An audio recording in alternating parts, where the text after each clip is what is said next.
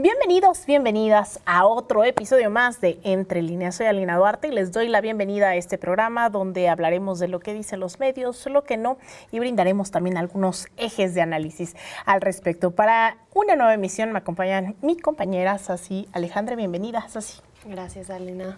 También mi compañero Héctor Alejandro Quintanar. Bienvenido. Muchas gracias, colegas. Y pues vaya temas de los que vamos a hablar el día de hoy, así que ¿con qué vamos a arrancar, Héctor? Con un tema que no se ha discutido lo suficiente, el plan para Michoacán. ¿Qué se dice y qué no se dice en medios a ese respecto? Sobre todo lo que no se dice. Y por acá, Sasi.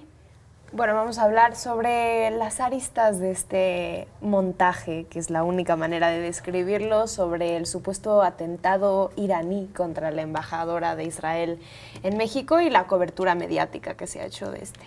Caray. Y también estaremos hablando ya en lo local sobre Alessandra Rojo de la Vega, flamante alcaldesa revolucionaria y demás. Así que pues quédese aquí en otro episodio más de Entre Líneas que ya arrancamos.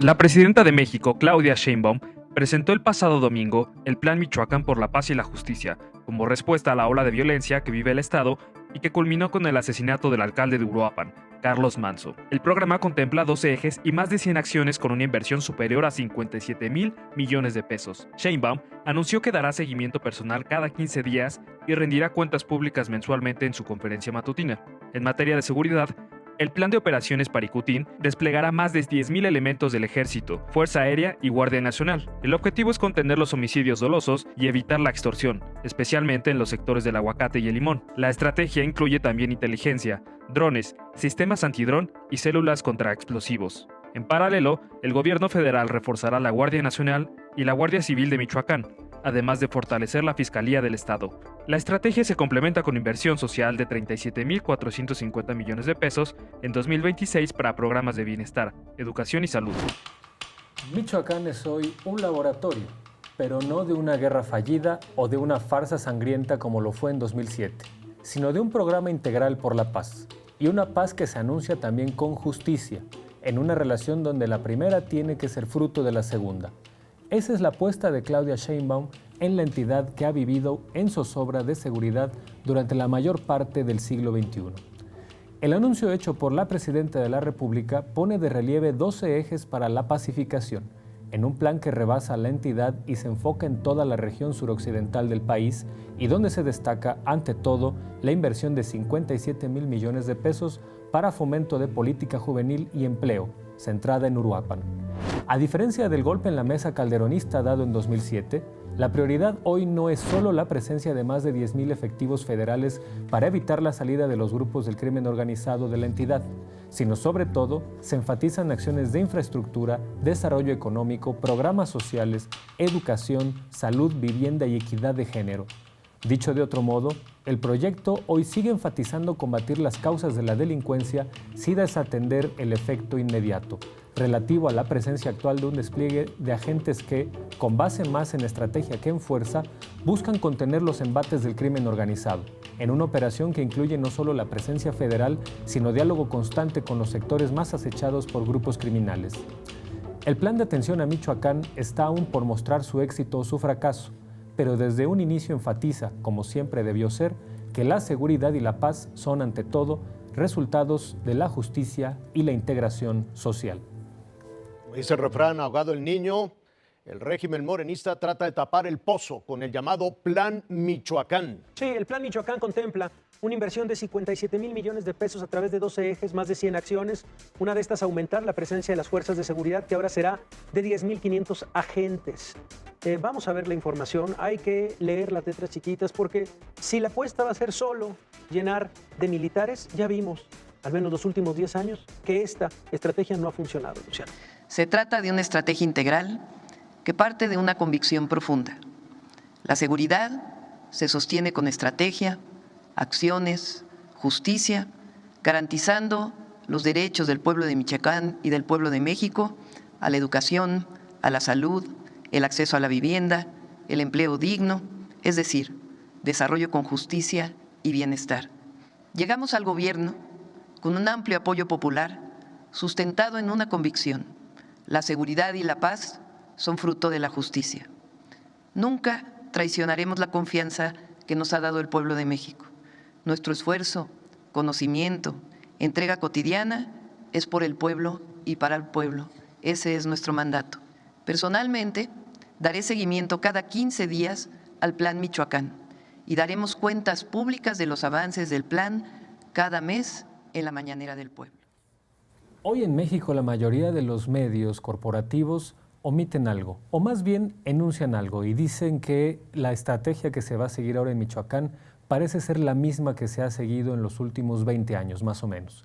Y ahí empieza una gran mentira, porque hoy con la evidencia disponible debemos decir que lo que pasó de 2006 a 2012 no fue una militarización del país, sino algo peor, fue la entrega del país a los cárteles del crimen organizado. Con Genaro García Luna en la cárcel, creo que eso es algo que ya debemos asentar como un punto de partida para entender qué pasa. Entonces, desde ahí tenemos una comparación tramposa con lo que ocurre en Michoacán el día de hoy con el lanzamiento de esta nueva estrategia de seguridad y pacificación con justicia. ¿Cómo lo ven ustedes, compañeras? ¿Cómo lo ves, Aline? Híjole, yo creo que a mí me parece que teníamos razón cuando decíamos que había otra forma, ¿no?, de lograr esa paz, esa justicia social, y que no necesariamente era a través de esto que bien enuncias, Héctor, que no es solamente la militarización, sino una mal llamada guerra contra el narcotráfico que terminó despuntando la violencia, que terminó metiéndonos en una crisis que hasta ahora estamos viendo pues un poco ese final del túnel. A mí me llama la atención, no me sorprende la cobertura que se le ha dado, no mucho lo que planteas es cierto. Se habla de que se trata de algo igual que lo que ya había incluso propuesto, se atreven a decir Peña Nieto, por ejemplo, la cobertura de Aristegui Noticias, ¿no?, esto de el Plan Michoacán no es más que una copia del que en su momento quiso realizar Peña Nieto, entrevistando, ¿no?, a analistas que sabemos que no necesariamente tenían la misma valoración durante la llamada guerra contra el narco. Pero sí hay que señalar que estos medios de comunicación que hoy están insistiendo en que es más de lo mismo, que con justa razón hay que señalar, hay que esperar los resultados, pero una lógica de un anhelo de que esto fracase, son parte también de cómo llegamos hasta aquí.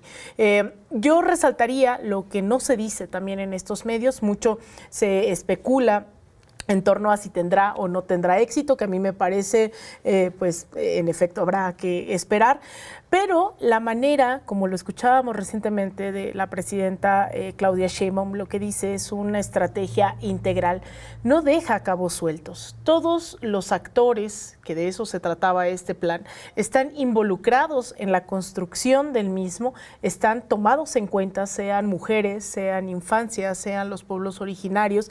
Hay una estrategia precisa para cada uno de ellos, con metas muy específicas.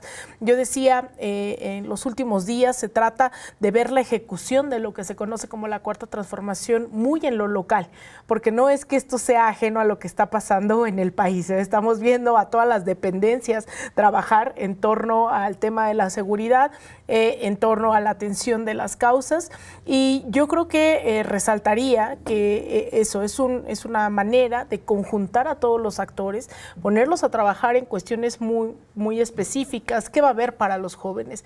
¿Qué va a haber para las mujeres? Los planes de justicia, que no solo son continuación del sexenio anterior, sino se enuncian nuevos planes de justicia para la comunidad nahua, además del plan de justicia para la comunidad purépecha que ya se llevaba a cabo.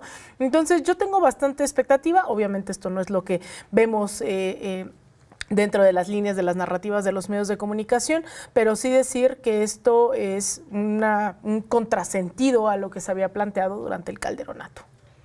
Y en la construcción de la poca narrativa que hay sobre el tema, que en su mayoría simplemente es un tema que no se está tratando en los grandes medios corporativos, pero en los pocos que sí, no se deciden como no se decidían hace un par de meses, y durante todo este tema global del narcotráfico en sí, ¿el gobierno es incompetente en lidiar con él o más bien está coludido y es la cabeza de esta red narcotraficante.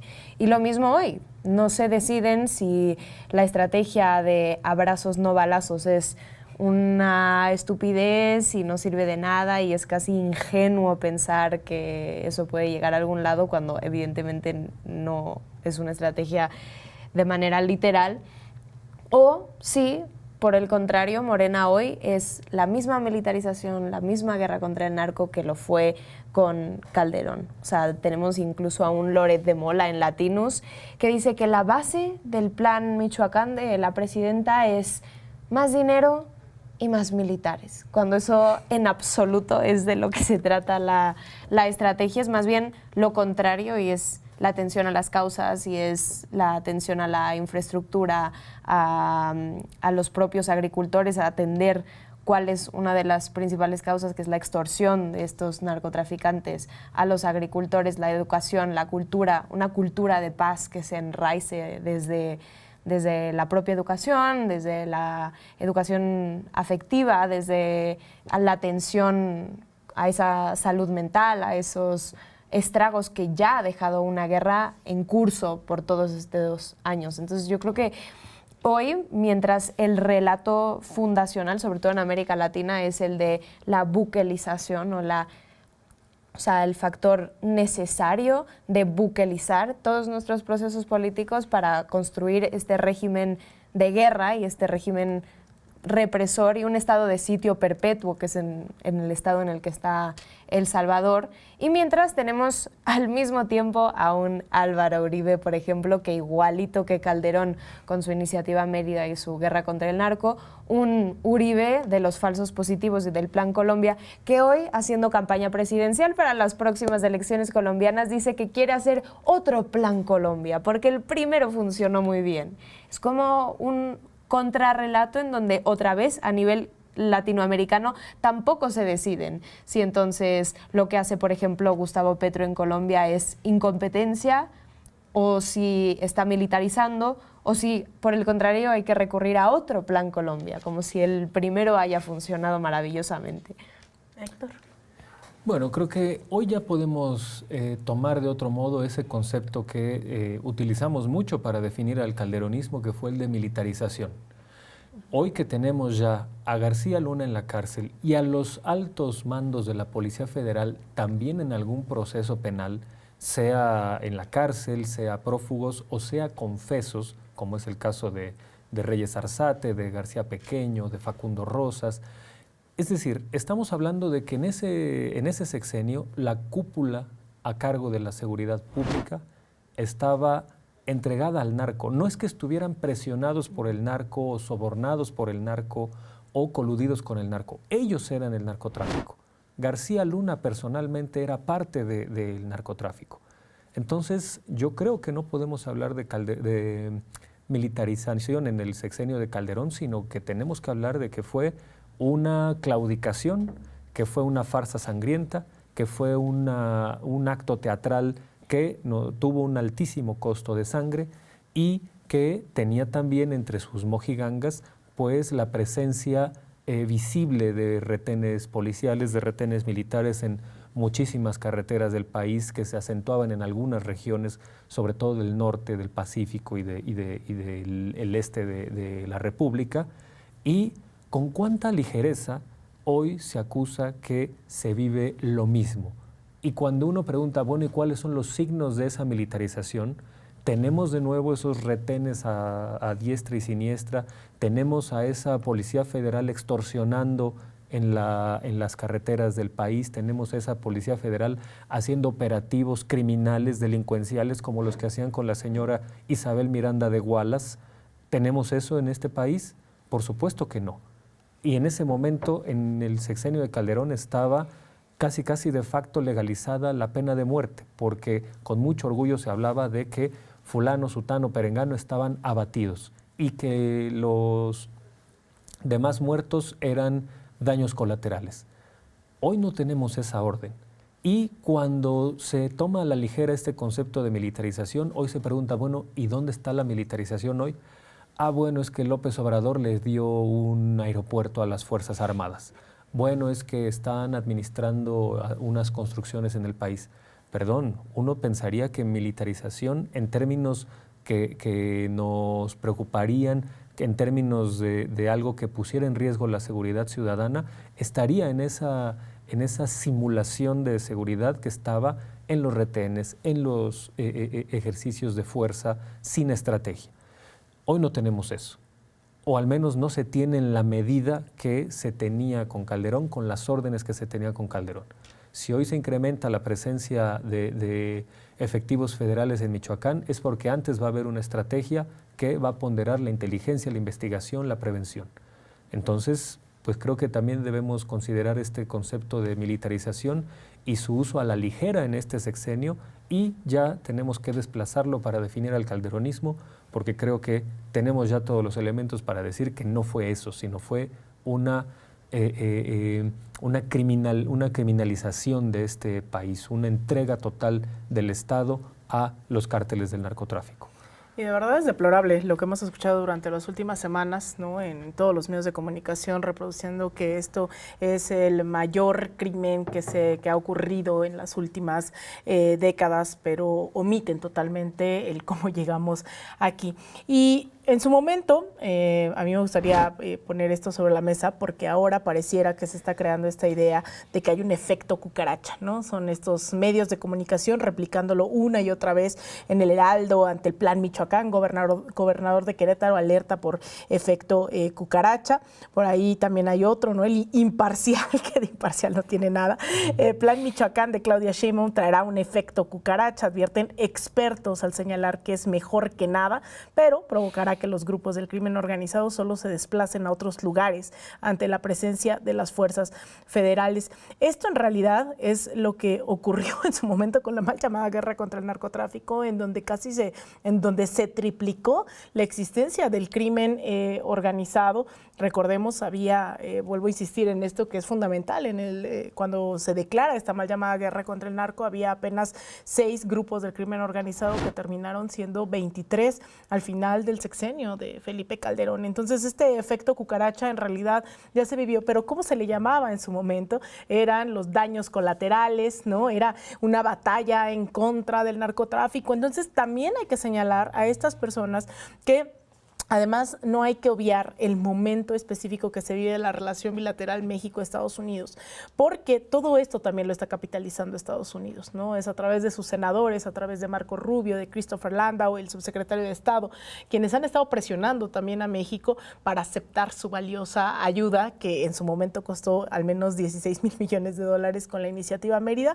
Y cerraría con este titular que a mí me parece tremendo, que publicó el Wall Street Journal, esta autora, Mary Anastasia O'Grady, que dice que México tiene un problema de asesinato y pone como ejemplo de quién sí logró combatir y detener a la violencia, que es Álvaro Uribe, ¿no? Es decir, ya no se va ni siquiera a Felipe Calderón, ahora nos vamos a Álvaro Uribe, que pues justamente fue quien inició también, ¿no? Con estos ejemplos que hemos visto de violencia en el continente, ni siquiera diría que inició, pero que sí es uno de los gobiernos que ha sido mucho más sangriento por fuera de la ley, con ejecuciones extrajudiciales.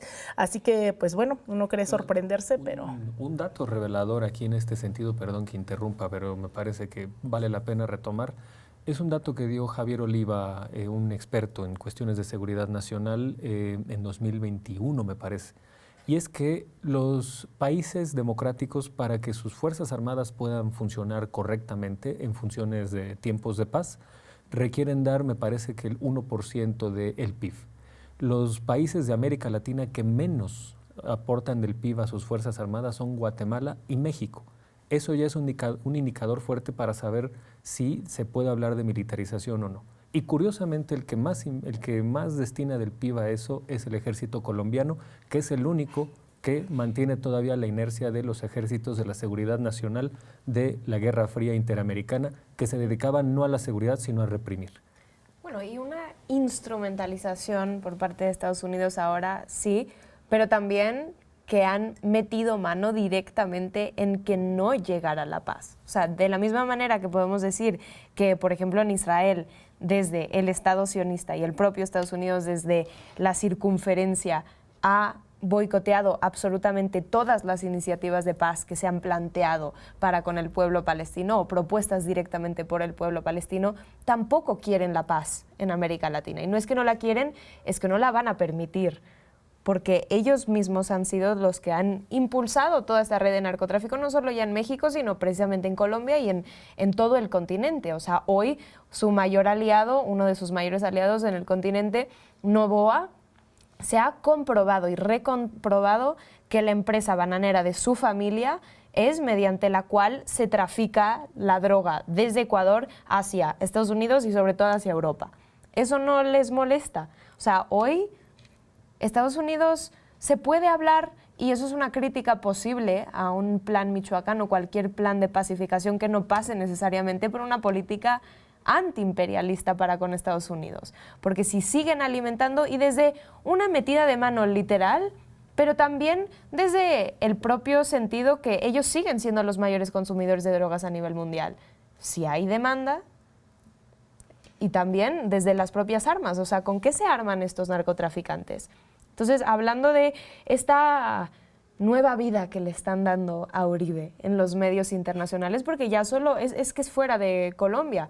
O sea, una nueva vida, que él tenga el descaro para decir que quiere impulsar un nuevo plan Colombia, significa que hay un poco de consenso. Y hay ese consenso desde que Bukele se vuelve esa norma.